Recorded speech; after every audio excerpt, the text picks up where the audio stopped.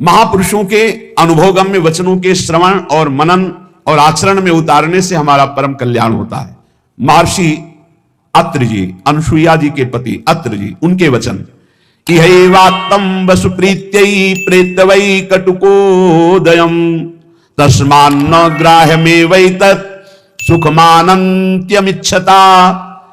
बहुत ध्यान से सुनना। हे भाई, सुख की प्राप्ति के लिए अधर्म पूर्वक जो धन कमाया जाता है, बहुतायत हो रही इस समय, किसी को कुछ मतलब नहीं कि ये रुपया कहां से आ रहा है, इसका क्या परिणाम होगा, किसी को कुछ मतलब, बस रुपया चाहिए, रुपया, सबके दिमाग में रुपया, सबके दिमाग में रुपया। यज्ञ कर रहे हैं रुपया चाहिए, कर्म कर रहे हैं रुपया, बस रुपया रुपया। धर्म छूट गया। कभी अपने को भी न्यौछावर करने की सोचे। हम इतने शास्त्रों का वर्णन करते हैं, कहीं भी ऐसा नहीं लिखा हुआ है। आज तक हमें कोई खड़ा होकर बता ना, कुछ प्रवचन में कहा था है 4 रोटी आप खा रहे हो, कोई भूखा नजर आ रहा है, आज का भोजन आप दे दो, उपवास कर लो, ये बढ़िया बात है। आप सब्जी लेने जा रहे हो 100 200 500 रुपया, कोई बीमार आदमी है, उसकी आप आज नमक रोटी खा लो, दे दो उसको, उसकी दवाई का काम करेगा। ये तो बातें समझ में आती है। अरे विश्वंभर भगवान सच्चिदानंद की बात करते हो, तुम्हें कोई भरोसा नहीं सच्चिदानंद में। हम कह रहे हैं ईमानदारी से गौ सेवा करो, अगर बिना मांगे ना आ जाए तो हमें बताना। गोविंद तुम्हारे दरवाजे पर द्वारपाल बना खड़ा रहेगा। गौ सेवा करते हो, चाहे संत सेवा करते हो, चाहे जो भी कार्य करो, तुम्हें भरोसा उस गोविंद का होना चाहिए, जिसका यश गाते हो, जिसके लिए करते हो। वो विश्वंभर सब जग का भरण पोषण करता है। हमारी समझ में नहीं आता है ये मांगने की जरूरत कहां है। मांगना तो शब्द बिल्कुल नहीं। अगर भगवत भरोसा है तो मांगना कैसे आ गया जीवन में। अब यहां देखिए, यही वात्तम वसु प्रीत्यै प्रेत्यवै कटुकोदयम। खूब मेहनत करो, धर्म पूर्वक धन कमाओ, परिवार के पोषण में लगाओ। बिल्कुल चवन्नी देने की जरूरत नहीं बाहर। हम तुम्हें कह रहे हैं, उन्हीं को भगवत स्वरूप मान लो, माता पिता परिवार, खूब उनको संतुष्ट करो। घर में ठाकुर जी विराजमान कर लो, भोग लगाओ, परिवार को पवाओ, नाम जप करो। 1 पैसा देने की जरूरत नहीं, तुम्हें भगवत प्राप्ति होगी। हमारी बात समझ लो। अब तुम्हारे पास 100 रुपया इस तरह है कि हमारे सब प्रयोग से, हर कार्य से, अब उनको सोचो, ऐसी जगह हम 100 रुपया देंगे जहां कोई हमको नमस्कार ना करे, कभी लौट कर हमसे राधे श्याम ना बोले। ऐसी जगह चुपचाप ऐसे दे दो, कोई जाने ना। ये हुआ दान धर्म। सो धन धन्य प्रथम गति जाकी। जहां कोई तुमसे मांगे ना, जहां कोई तुमको नमस्कार ना करे, जहां तुम्हारा आदर ना हो, ऐसी जगह नेकी कर दरिया में डाल की तरह। कोई दोबारा तुमसे कि ये वही आदमी जो 100 रुपया दिया था, कभी ऐसा ना बोलने वाला हो। ऐसी जगह धर्म पूर्वक कमाई को ऐसे दान किया है। अब यहां महर्षि अत्रि जी कह रहे हैं, इहै वात्तम वसु प्रीत्यै। धर्म क्या है, वैराग्य क्या है, भगवत मार्ग क्या है, परम कल्याण क्या है, जगत मंगल क्या है, बस प्रवचन में रह गया है। ये संसार घृणित है, ये संसार धोखेबाज है, बस वही लौकिक। इहै वात्तम वसु प्रीत्यै प्रेत्यै वै कटुकोदयम। सबके दिमाग में सोने से जागने तक, जैसे अनन्य भक्त के चिंतन में केवल हरि राधा, ऐसे संसारी के केवल दिमाग में रुपया, सुबह से शाम तक, शाम से सुबह तक। और लक्ष्मी जिनके चरण को चापती रहते हैं, ऐसे हरि से विमुख, पापाचरण करके रुपया इकट्ठा किया तो बोले इस लोक का धन यही रह गया। अब मृत्यु के बाद जो कटु परिणाम उत्पन्न होगा उस धन कमाई का, इसलिए होश में हो जाओ। यदि अभी तक पापाचरण से धन कमाया हो तो उसको ऐसी जगह दान कर दो जहां दूसरों की दवाइयां होती हो, दूसरों के कष्ट निवारण होते हो, दूसरों का उदर पोषण होता हो, वस्त्र आदि, गौओं का चारा आदि अगर हो, अधर्म पूर्वक कमाया हो तो हटा देना। नहीं मरोगे तो दुर्गति होगी, और जिंदा में परिवार को नाश कर देगा वो धन। लिख लो हमारे शब्द, जिंदा में जिनके लिए तुम एकत्रित किया उनका नाश करेगा, बुद्धि का नाश, स्वास्थ्य का नाश, तांडव मचाएगा घर में अधर्म का धन। और मरोगे तब कह रहे हैं कि तुम्हारी दुर्गति कर देगा। वही अधर्म का कमाया धन यहां बैंक में रह जाएगा, उसका कमाने का जो कर्म था वो तुम्हारी दुर्गति कर देगा। महाराज अत्रि कह रहे हैं, तस्मान्न ग्राह्यमेवैतत् सुखमानन्त्यमिच्छता। इसलिए परम सुख प्राप्ति के लिए अधर्म पूर्वक धन कमाने की इच्छा मत करो। अनंत महिमा में भगवान ने धर्म की स्थापना की। पहले धर्म फिर धन, धर्म अर्थ काम मोक्ष। पहले धर्म को आगे रख करके धन कमाओ। पहले था चाहे प्राण चले जाएं, धर्म नहीं जाना चाहिए। देखा महापुरुषों को, गुरुजनों को, प्राणों की बाजी लगा दी, शहीद हो गए अपने राष्ट्र पर, अपने धर्म पर, अपने भगवत भाव पर। पराणाम पुरुषो यस्य तुष्टो जनार्दनः सा प्राप्नोत्यक्षयम् स्थानमेतत् सत्यम मयोदितम्। इस माया से परे परमात्मा है, वह परम पुरुष जनार्दन श्री कृष्ण जिस कार्य से, जिससे संतुष्ट हो गया वही परम सुखी, वही परम धनवान, वही अक्षय पद को प्राप्त करता है। मैं सत्य सत्य सत्य कहता हूं। इसलिए मानव जीवन प्राप्त करके धर्म का आचरण करो। धर्म के द्वारा संपादित किया हुआ तुम्हारा जीवन, जितने भी कर्म, वो तुम्हें महासुख प्रदान करेंगे। ना गुणान गुणिनो हंति स्तौति मंद गुणानपि नान्य दोषेषु रमते सानसूया प्रकीर्तिताः। जब कभी किसी गुणी की तुम्हारे सामने प्रशंसा होने लगे तो खंडन मत करना, किसी के गुणों का खंडन मत करो। और जब किसी के दोषों की चर्चा होने लगे तो कान में अंगुली डाल के वहां से चले जाओ। जब किसी की महिमा गाई जा रही हो तो आनंदित होकर सुनो, भगवान की विभूति है जिसका वर्णन हो रहा है। लेकिन जब किसी की निंदा की जा रही हो तो कान में अंगुली डाल के उस सभा से निकल जाओ, क्योंकि सभा में जो जो बैठा होगा उसको सबको पाप लगेगा। द्रौपदी जी को निर्वस्त्र करने का आदेश दुर्योधन ने दिया, उठ के चले जाना चाहिए। भीष्म जी को, द्रोणाचार्य जी को, अश्वत्थामा जी को, इन बड़े बड़े महापुरुषों को नहीं गए ना, नहीं रोका ना। कुछ भी हो, अगर भीष्म जी खड़े हो जाते तो किसी की ताकत थी बोले, परिणाम क्या हुआ? भगवान ने सबको मार के गिरवा दिया, सबको दंड भोगना पड़ा।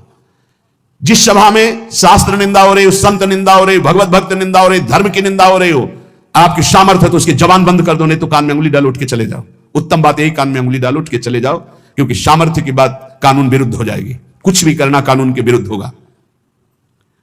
परस्मिन बंधु वर्गे वा मित्रे द्वेषे रिपौ तथा आपन्ने रक्षितव्यम तु दयैषा परिकीर्तिताः। चाहे कोई पराया, चाहे कोई अपना हो, चाहे भाई हो, चाहे दुश्मन हो, यदि आप भक्त हैं तो आपका व्यवहार राग और वैर से रहित होना चाहिए। भाई के प्रति राग नहीं और दुश्मन के प्रति वैर नहीं। अगर भारी विपत्ति में भाई फंस जाए तो हम कैसे करेंगे? उसकी दुख निवृत्ति। ऐसे अगर दुश्मन भी फंस जाए तो हम उसकी दुख निवृत्ति का कार्य करेंगे। दुश्मन है, वो हमें गाली देता है, अपमानित करता है, हमारा बुरा चाहता है, लेकिन हम उसका मंगल चाहेंगे, बोले उसे भक्त कहते हैं। उसे कहते हैं वो राग द्वेष रहित भगवान का भक्त जो दयावान है। आनशंस्यम क्षमा सत्यम अहिंसा दानम आर्जवम प्रीति प्रसादो माधुर्यम मार्दवम च यमादश। यम और नियम, ये जिसके जीवन में होते हैं वो बहुत दैवी संपदावान माना जाता है, भागवतिक माना जाता है। यम किसे कहते हैं? ये 10 होते हैं, यम 10 और नियम 10 होते हैं। यम पहला है आनशंस्यम, अक्रूरता। किसी के प्रति भी क्रूर वचन, क्रूर व्यवहार बिल्कुल नहीं होना चाहिए। क्रूरता तब आती है जब हमारे विपरीत कोई व्यवहार करता है, तब उसके बोलने की क्रूरता हो जाती है, चेष्टा में क्रूरता हो जाती है, हृदय में क्रूरता हो जाती है। अचानक आक्रमण होता है। अगर संबोधन करके आवे कि तुम्हारी परीक्षा हो रही तो शायद साधक सावधान हो जाए, पर अचानक आक्रमण माया का होता है।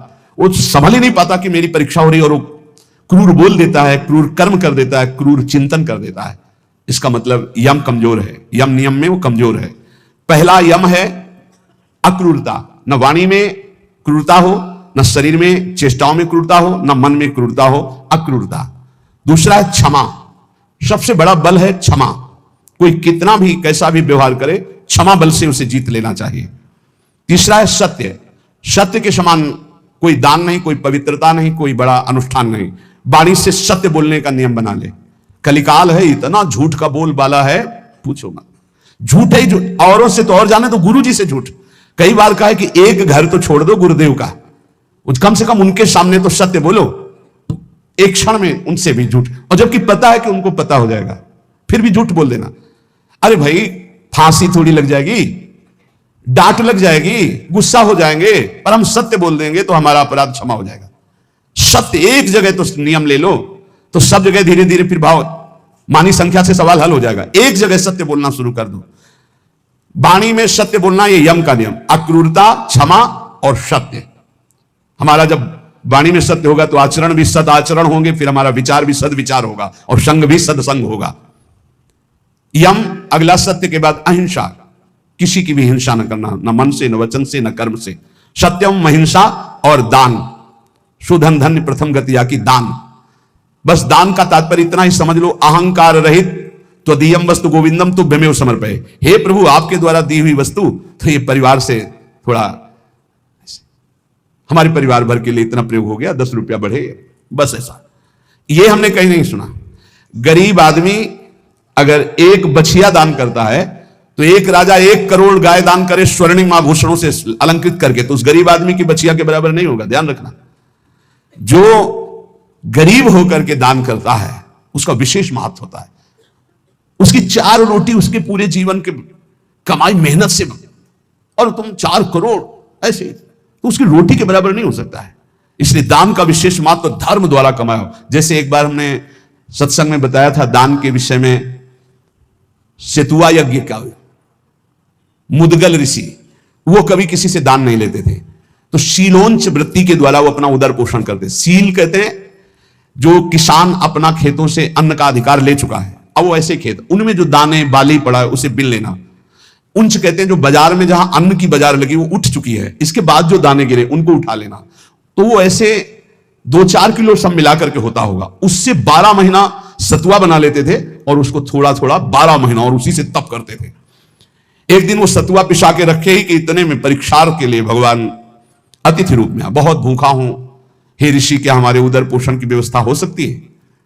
तो उनका हाँ, अभी तो साल भर के लिए सतुआ एकत्रित ही किया। वो परोसते गए, वो पाते गए, और पूरा साल भर के लिए जो एकत्रित किया था वो सब सतुआ पा गए, चाट चाट के पा लिया कुछ। तो उनका भगवान पूरे साल की व्यवस्था इतनी, जब इसके आगे तो है ही नहीं। तो उनका चलो हम छक भी गए हैं बहुत, और डकार ली और चले। तो एक नेवला वहां से निकला, तो जो 2-4 दाने सतुआ के गिरे थे वो उसके शरीर में छू गए तो स्वर्णिम हो गया, आधा स्वर्ण का। बड़ा उसको चमत्कार मिला।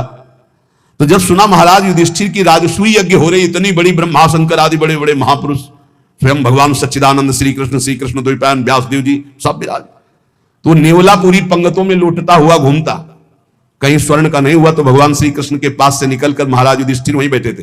कहा महाराज तुम्हारी यज्ञ मुद्गल ऋषि की सतुआ यज्ञ के बराबर भी नहीं है। तो भगवान श्री कृष्ण ने कहा ऐसा क्यों कह रहे हो?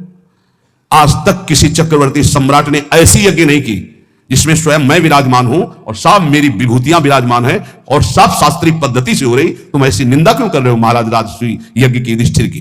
तब उन्होंने पूरी कथा सुनाई कि सतुआ यज्ञ वाली। बोले महाराज मैं पूरा लौट के देख लिया है कि रुआ भी सोने का ले हुआ, तो हुआ ना आपकी यज्ञ उनसे छोटी? तो भगवान ने कहा हाँ, मुदगल ऋषि की सतुआ यज्ञ के बराबर तो राजसूय यज्ञ नहीं। क्यों? वो अकिंचन प्रतिग्रह रहित। तो यहां कह रहे दान शब्द मुदगल ऋषि का जोर का हुआ, जो धर्म के द्वारा मेहनत करके कमाता है। जब कोई राधा बाबा से कभी कोई दक्षिणा देने की बात आई, एक बार राधा बाबा ने भागवत सुना तो कहा भाई भागवताचार्य को दक्षिणा देनी चाहिए, कोई दक्षिणा देगा? पर धर्म की कमाई का, अगर पाप की कमाई का दिया तो समझ ले तो किसी की जेब में नहीं। एक जो घास खोदना सेवा करना, तो उसने कहा बाबा 50 पैसा या 100 रुपया हम दे सकते हैं। बोले हाँ बस इतना ही काफी है। बाबा ने लिया और कहा भागवताचार्य जी से ये दक्षिणा। वो तो केवल बाबा को प्रसन्न करने के लिए सुनाने आए थे, उनका अर्थ से कोई मतलब, हिम्मत नहीं पड़ी किसी की 10-5 रुपया देने की। केवल वो एक घास खोदने वाला, बाबा मेरी कमाई धर्म की है, ये 100 रुपया या 50 पैसा, चाहो तो 50 ले लो 50 पैसा, या चाहो तो 100 रुपया, इससे ज्यादा हमारे पास व्यवस्था भी नहीं। ये दान वही जो मेहनत के द्वारा किया हुआ। फिर दूसरे को यम, आगे नम्रता। नम्रता विद्या विनयम ददाति, आप पढ़ लिख करके उद्दंड बनते हैं, पढ़े लिखे हैं। पूछो अपने माता पिता के पैर छूते हो? नहीं। माता पिता कहते हैं कहां जा रहे हो? बोले आप अपना देखो, हम स्वतंत्र हैं, हमारा जीवन अपना, हम जो कर रहे हैं वो तुम्हारा अधिकार। ये है विद्या, ये है विनयम ददाति, ये है विनय। कठोर शब्द बोल रहे हैं माता पिता को, उद्दंडता पूर्वक व्यवहार कर रहे हैं, गुरु का उपहास कर रहे हैं, टीचर का उपहास कर रहे हैं। बच्चों को देखो ना, टीचर का उपहास कर रहे हैं। नम्रता विद्या से आती है, विद्या विनयम ददाति। पढ़ना लिखना ये तभी सार्थक है जब विनय आ जाए। उल्टा हो रहा है, जितना विद्या घमंड बढ़ता चला जा रहा है, अहंकार बढ़ता चला। विद्या रूप महत्व कुल धन यौवन अभिमान, कुछ नहीं मिला, कोई विद्या नहीं। जो जितना विवेकवान, जितना विद्यावान उतना विनयी पाया गया, घमंडी नहीं पाया गया। क्या उल्टा होता है? क्यों उल्टा होता है? क्योंकि गुरुजनों के चरणों में बैठकर विद्या नहीं ली गई है। इसीलिए पहले गुरुकुलों में भेजा था महापुरुषों के समीप, वहां विद्या विनय प्रदान करती थी। रजोगुण रहित जीवन, ऋषियों के समुदाय में एक भागवतिक वातावरण में। नम्रता, फिर है सबसे प्रीति, सब जीवन सुप्रीति रीति निभाता अपनी, सबसे प्रेम का व्यवहार, लेकिन निष्काम, किसी से कोई कामना नहीं। फिर यम में आता है प्रसन्नता, संतुष्टायन के, हर स्थिति में तुम्हारा मन प्रसन्न होना चाहिए। फिर मधुर वाणी, जब बोलो हंस बोले बहुमान दे, परुख वचन का बहु न कहाए। और कोमलता, हृदय बड़ा कोमल होना चाहिए। ये 10 लक्षण यम कहलाते हैं। कहा जाता है ना, यम नियमों का पालन करने से ही भगवत प्राप्ति होती है। तो अक्रूरता, क्षमा, सत्य, अहिंसा, दान, नम्रता, प्रीति, प्रसन्नता, मधुरवाणी, कोमलता, ये 10 यम हैं और ये 10 नियम हैं। शरीर की पवित्रता, वस्त्र की पवित्रता और मन की पवित्रता, तीनों पवित्र होने चाहिए। बिल्कुल ऐसे पशुता हुए, हाथ कोई धो ले तो बड़ी बात है, पहले जल लेके साधु लंगोटा, सोटा, कमंडल, ये बिल्कुल अब इतना वीआईपी है कि कमंडल रखना बेइज्जती की बात हो जाएगी ना। बाबा जी कमंडल कैसे? कमंडल है, डंडा है, बंधा लंगोटा, काछ वाच मन निश्चल राखे, धन धन जननी तेरी। रास्ते में लोग शंका लगी तो कैसे हो गए? आचमन करना है, मूत्रेंद्री का प्रक्षालन करके, हस्त प्रक्षालन करके, आचमन करके, तब है पवित्रता का। ऐसे पूरा शुद्ध वातावरण, शरीर पवित्र, वस्त्र पवित्र, मन पवित्र। नियम, सबसे पहला नियम पवित्रता, शरीर पवित्र, वस्त्र पवित्र, विचार पवित्र। कितना बढ़िया जीवन होता। दूसरा नियम में है यज्ञ। तो यज्ञानाम जप यज्ञ, उसमें सबसे बड़ी यज्ञ है जप यज्ञ। राधा राधा राधा, नियम ले लो जप यज्ञ का।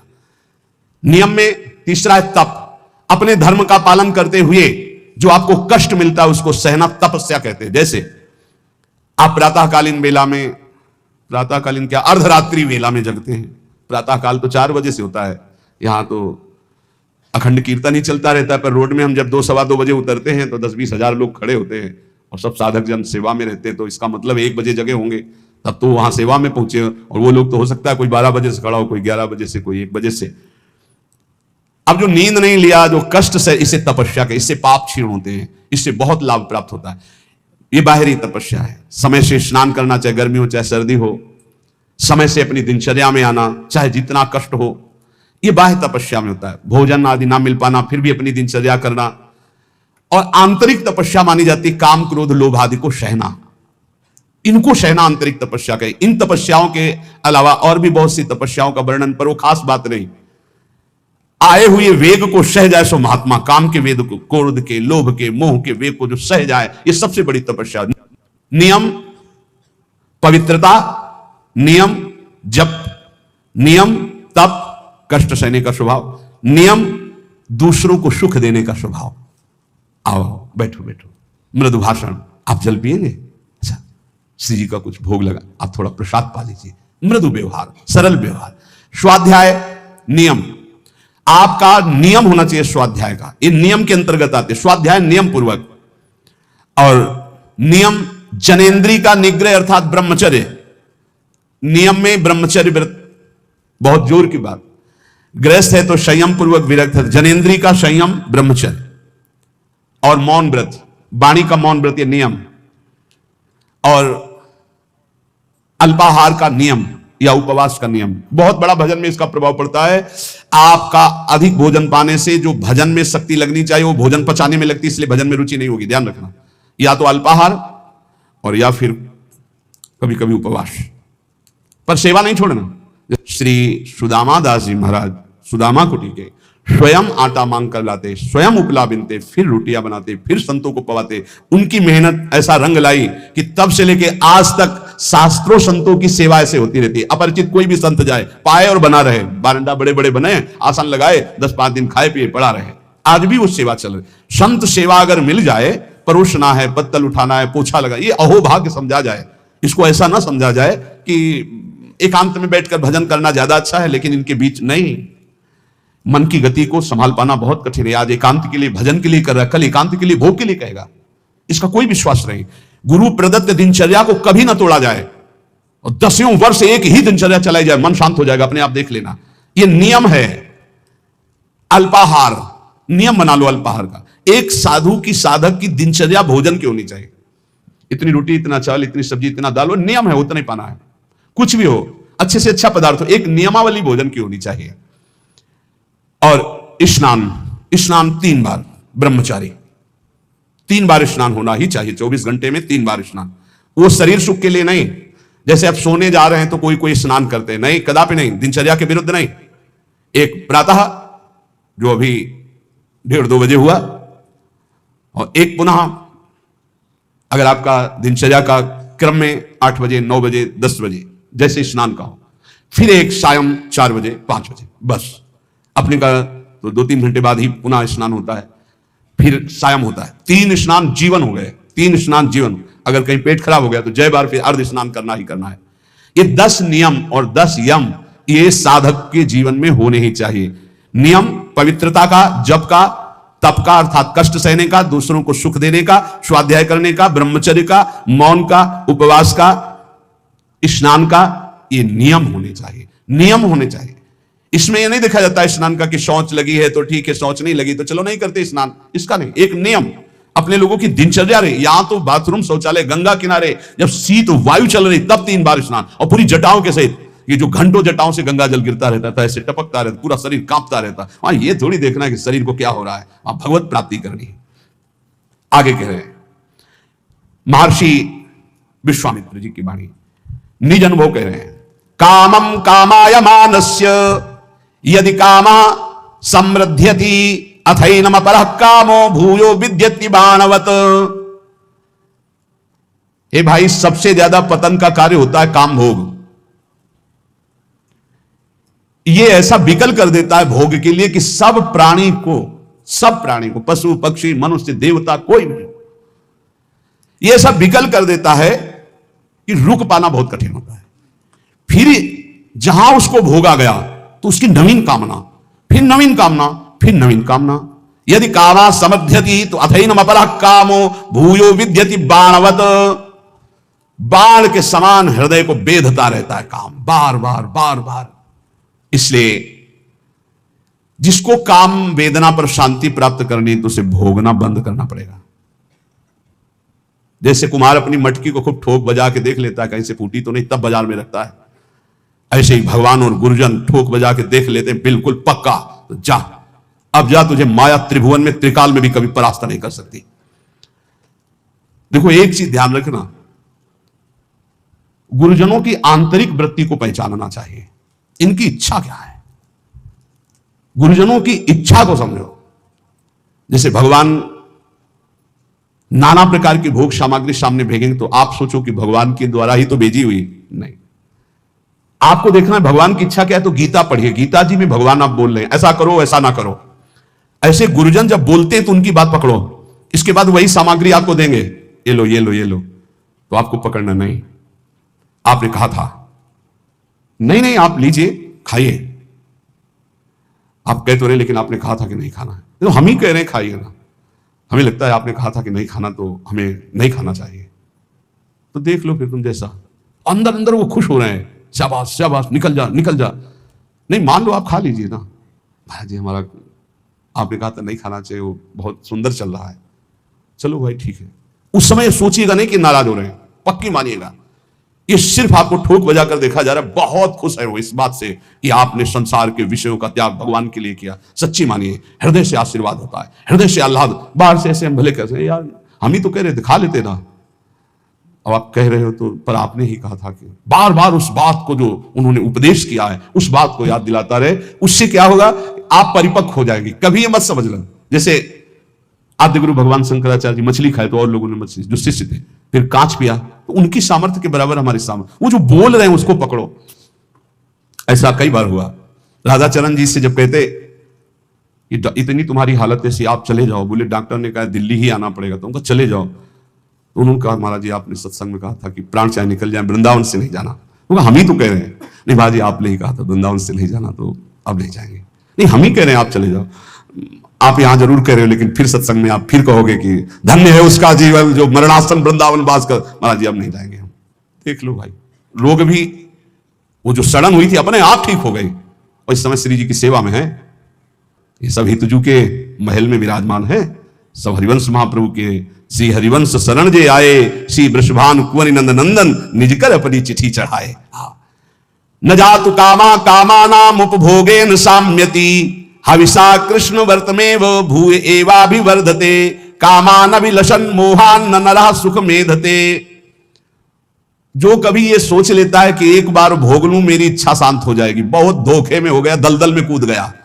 अब जैसे आग में घी डाल दे तो प्रज्वलित हो जाती, जे ही भोग की कामना से भोग मिला वो आग पैदा हो गई कि वो भ्रष्ट होता चला जाएगा। इसलिए उपासक को चाहिए कि जब सैकड़ों बार भोग के रोकेगा तो सैकड़ों दिन रोना पड़ेगा, तब जाके कहीं ठीक होगे।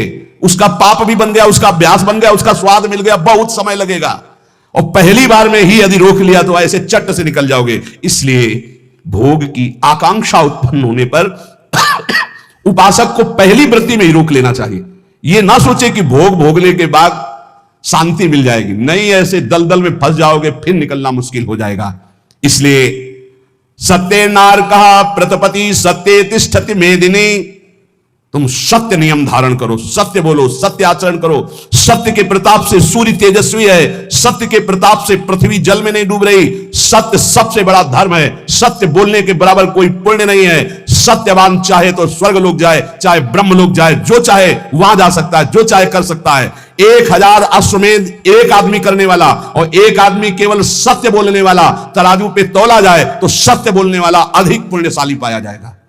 आप देख लीजिए, अश्वमेध सहस्त्रम च सत्यम च तुलया धृतम, अश्वमेध सहस्त्राधि सत्यमेव विशिष्यते। एक आदमी केवल सत्य बोलता है और एक आदमी 1000 अश्वमेध यज्ञ करता है, तो तराजू पे तौला जाए तो सत्य बोलने वाला श्रेष्ठ पाया। मतलब सत्य से बढ़कर कोई यज्ञ नहीं, कोई दान नहीं, कोई तपस्या नहीं, कोई पुण्य नहीं। इसलिए सत्य का ही वचन पूर्वक बोलना, सत्य का ही चिंतन करना, सत्य का ही आचरण करना, तो सच्चिदानंद रूपाय प्रभु श्री कृष्ण की निश्चित प्राप्ति हो जाएगी। खूब नाम जप करो, जो सत्संग सुना है उसका मनन करो, गंदे आचरणों का त्याग करने का नित्य प्रति उत्साह रखो। भगवान सबको बल प्रदान करेंगे और इसी जन्म में हम सब भगवत प्राप्ति करेंगे।